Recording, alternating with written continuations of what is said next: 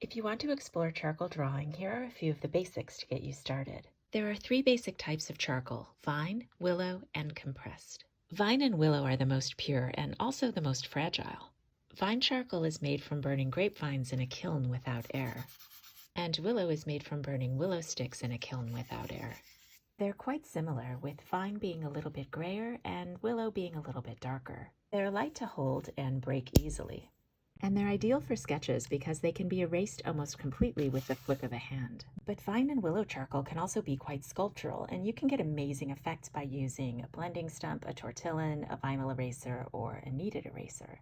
Vine and willow charcoal don't have any binders, so using a blending stump can help push the charcoal into the fibers of the paper and build up darker values. And using a kneaded eraser can help lift or blend values. And a vinyl eraser will leave some residue, but can get you the brightest whites. You can also use a chamois cloth to build up some nice soft values.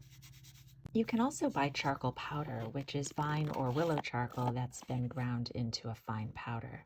And this can also be used to build up lighter values and get different textural effects. And much like the vine and the willow charcoal, it can also be easily erased. You can also put powdered charcoal inside of a little cloth to get a pounce ball, which will also build up light values. Compressed charcoal is made from charcoal powder and a gum or a wax binding agent. It can be formed into blocks or sticks or even encased in wood in a pencil. The longer the charcoal is heated, the softer it becomes, and most manufacturers will sell at least 3 different types of pencils to account for this. They may call them different things, but in general, they'll each have a softer and darker one, a harder and lighter one, and a medium one that's somewhere in between. The softer is generally better for blending large areas, while the medium and the hard are ideal for finer points. The larger sticks of compressed charcoal are great for dark areas of a drawing, but they're also the least forgiving, so should be used sparingly. These can also be blended, but they can't be lifted as easily. If you want to sharpen your pencil, you can use some sandpaper to sand it to a finer point. 2 of the most common ways to blend charcoal are by using a blending stump, which is made from compressed wood pulp, or a tortillon, which is made from wrapped paper.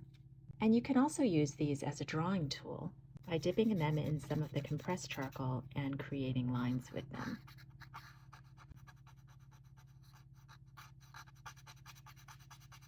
There are many different manufacturers of charcoals, and they're all slightly different, so if you enjoy charcoals, it's fun to explore them all.